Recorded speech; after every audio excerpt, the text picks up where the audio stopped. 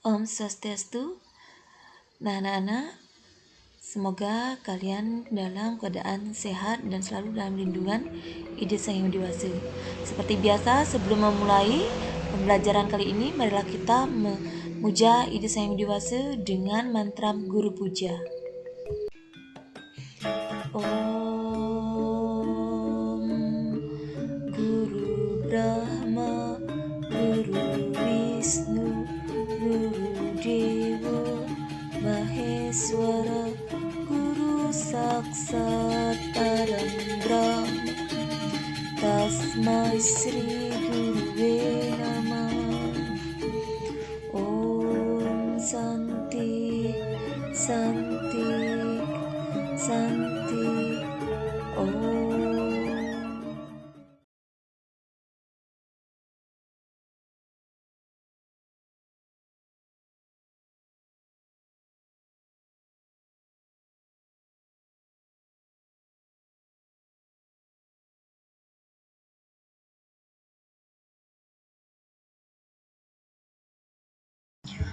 Nah, anak-anak, kembali lagi dengan Ibu masih dalam materi yang sama, yakni mengenal tempat suci agama Hindu. Nah, pura selain sebagai tempat untuk memuja istawet dewata dan tempat pelaksanaan yajna, juga berfungsi sebagai tempat pendidikan mental dan moralitas. Mengapa demikian? Karena apabila kita di pura, kita tidak boleh sembarangan. Hal itu didasarkan atas keyakinan kita masing-masing terhadap Tuhan yang berstana di pura tersebut. Nah, pura dikatakan sebagai tempat pendidikan mental dan moral karena para tokoh agama seperti Parisade Hindu Dharma, para pemangku, dan para sulinggih itu memberikan dharma wacana kepada pengemong pura atau umat sedharma tentang tata aturan agama yang wajib dilaksanakan. Nah, oleh sebab itu, pura juga sebagai tempat pendidikan mental dan moralitas. Kemudian yang kedua adalah pura sebagai tempat pendidikan seni dan budaya atau estetika. Nah, pernahkah kamu melihat orang yang lagi menari, lagi mekidung, menabuh di pura? Ya. Nah, semua itu adalah unsur estetika atau seni seperti seni kidung, seni tari, seni tabuh. Nah, semua jenis seni tersebut erat kaitannya dengan upacara. Di mana pada saat pemangku menghaturkan upacara yajna, kidung juga dikumandangkan. Suara gong mengikuti sehingga merupakan satu kesatuan yang tidak dapat dipisahkan. Nah, karena inilah yang disebut dengan seni budaya. Banyak sekali unsur pendidikan seni terjadi di pura seperti seni membuat sampian, seni membuat canang, seni membuat penjor, seni membuat gebogan, dan seni yang dapat dididik di pura. Nah, yang ketiga adalah pura sebagai tempat pendidikan sikap sosial karena adanya kewajiban atau ngayah yang dilakukan oleh umat Hindu pada saat pelaksanaan upacara yajna, baik yang dilakukan oleh anak-anak, remaja maupun orang tua. Nah, kewajiban bagi anak-anak biasanya melakukan kebersihan di halaman pura, dan kewajiban untuk para remaja seperti mengatur sepeda, kendaraan di tempat parkir, dan melakukan kebersihan serta bergantian. Bagi orang tua laki-laki adalah membuat penjor, lapan, dan membuat perlengkapan upacara lainnya. Nah, karena itulah pura juga sebagai tempat pendidikan sikap sosial.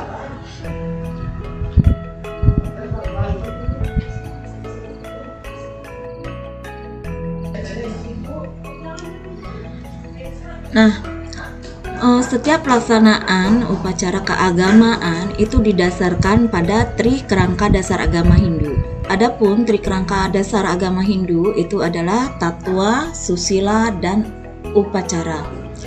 Tatwa itu adalah sumber ajaran agama Hindu yang dipakai dasar dalam pelaksanaan kegiatan agama. Ya, seperti pelaksanaan upacara Pejewali, Pecaruan, Ngenteglinggi, Membungkah, dan sebagainya. Kemudian susila. Susila yaitu tingkah laku yang baik dan tulus ikhlas sebagai dasar melakukan upacara yajna. Yes. Jadi ingatlah, setiap kegiatan upacara yajna itu harus didasarkan pada hati yang tulus ikhlas. Kemudian upacara. Nah, upacara adalah rangkaian kerja yang dilakukan oleh kaum laki-laki dan perempuan dalam mewujudkan yajna.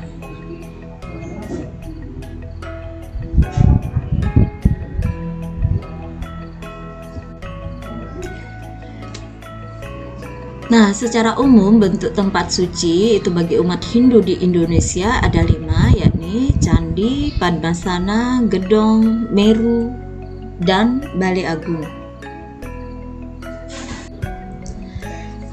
Nah, yang pertama adalah pura dalam bentuk candi. Nah, pura dalam bentuk candi ini banyak dijumpai di Pulau Jawa ya, seperti Candi Prambanan, Candi Arjuna, Candi Jago, Candi Dieng, dan sebagainya. Sedangkan di Bali, tempat suci yang berbentuk candi ini diantaranya berada di Penataran Agung, Pura Luhur Batu Karu, yaitu sebagai salah satu Sadkahyangan Jagat Bali. Nah, perhatikan gambar ini ya. Nah, tentunya kalian sudah mengetahui ini gambar apa? Ya, ini adalah gambar Padmasana. Jadi, selain pura itu berbentuk candi, juga pura yang berbentuk Padmasana.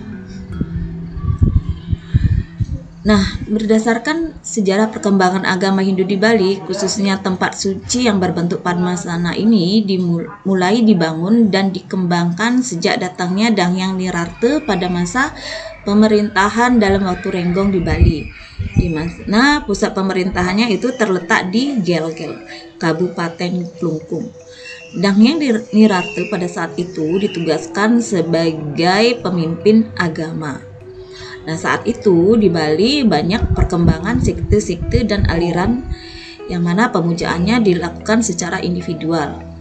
Nah, melihat kejadian tersebut, kemudian beliau mengembangkan konsep Tri Kahyangan 3 ya, untuk mempersatukan umat Hindu di Bali. Melalui perantara Padmasana ini sebagai tempat memuja ide Sang Hyang Widi, sehingga semua sekte atau golongan itu bisa berkumpul bersama untuk melakukan pemujaan kehadapan ide Sang Hyang Widiwasa, sehingga Padmasana ini bermanfaat untuk tempat berkomunikasi antara golongan yang satu dengan golongan yang lain, seperti Brahmana, Ksatria, Waisya, dan Sudra. Sehingga Padmasana ini tempat untuk pemujaan ide Sang Hyang Widi untuk semua golongan.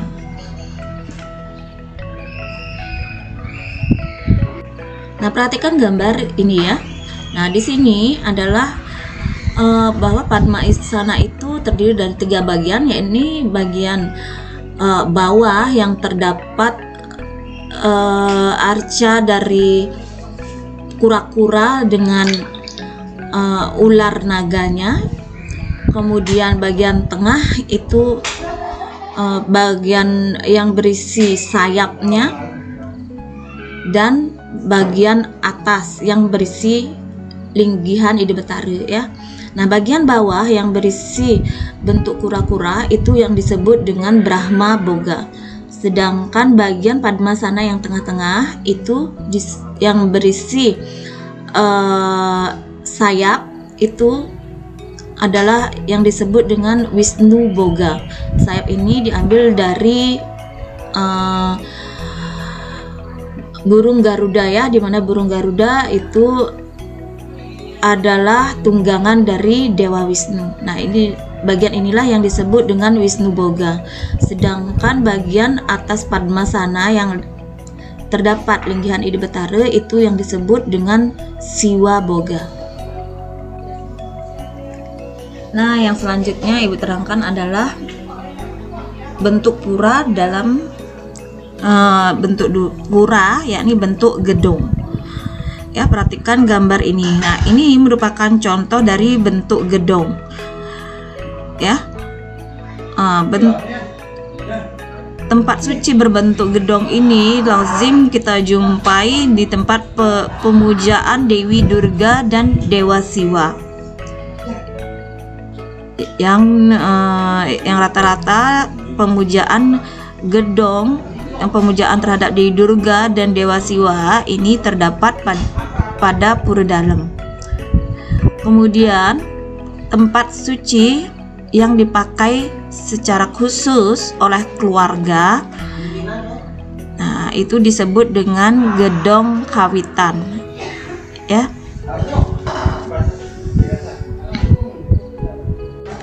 Nah, kemudian yang Ibu jelaskan berikutnya adalah tempat suci yang berbentuk meru.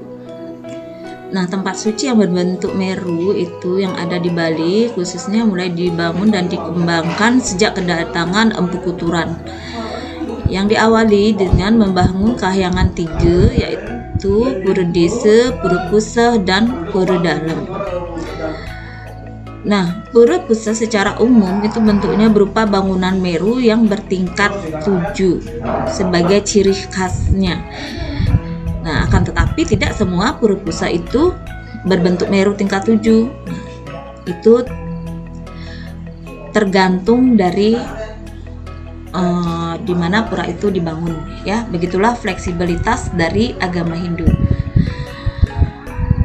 Nah, dari segi kemanfaatannya itu sama-sama digunakan sebagai pemujaan terhadap Dewa Wisnu.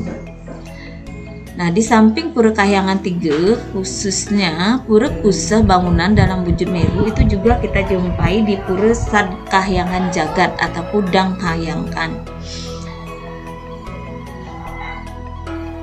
Ya, nah dapat kalian lihat itu bangunan berbentuk meru yang terdapat di Pura Desa Wangaya, Tabanan, Bali. Dan pura bentuk meru itu yang terdapat di Pura Luhur Batu Karu. Dan yang selanjutnya adalah pura bentuk meru yang terdapat pada Dang Kahyangan Ulun Danu, Kabupaten Tabanan. Nah, yang selanjutnya Ibu terangkan itu adalah tempat suci dalam bentuk Bale Agung. Nah, tempat suci yang berbentuk Bale Agung itu sudah sangat identik dengan sebutannya, yaitu tempat suci yang berbentuk bale yang besar. Nah, itu sebagai tempat pemujaan Dewa Brahma dengan saktinya Dewi Saraswati.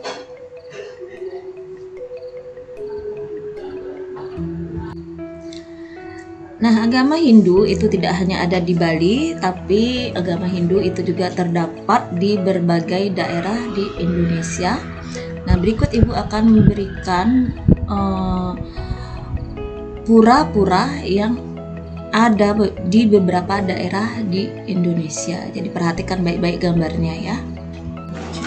Nah, ini adalah beberapa contoh pura yang ada di Pulau Bali ya, dan masih banyak lagi contoh-contoh pura yang lainnya.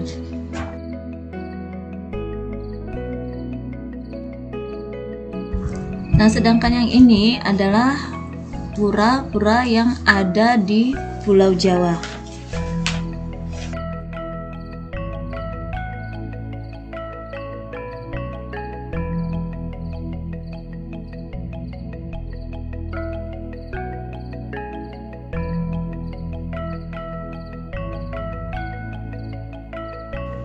Nah, sedangkan yang ini adalah contoh pura yang ada di Lombok ya.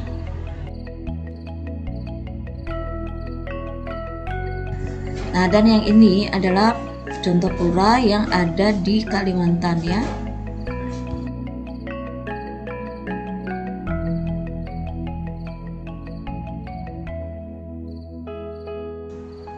Nah, sedangkan yang ini adalah contoh pura yang ada di Lampung.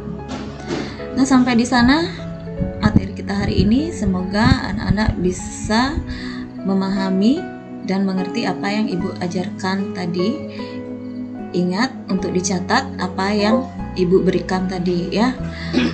Dan selamat belajar. Untukkan Paramasanti.